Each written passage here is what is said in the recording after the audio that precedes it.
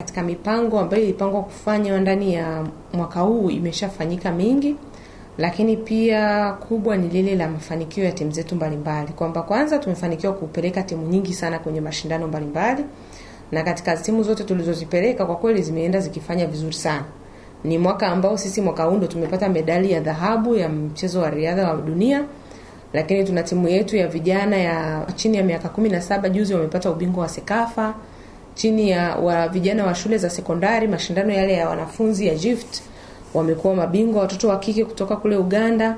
Tuna timu yetu ya ngumi ilikwenda Nairobi kwa ajili ya mashindano ya ngumi ikafanya vizuri sana. Timu ya mpira wa miguu kwa watu wenye ulemavu amputee walikwenda mashindano ya Sekafa ya kanda yao wakawa wa pili. Na tumewezesha timu ya netball pia kwenda Malawi kwenye mashindano, japo wenyewe hawajafanya vizuri hata kidogo, lakini kwa upande wa serikali yenyewe imefanikiwa kuwawezesha kwenda, kwetu sisi ni mafanikio.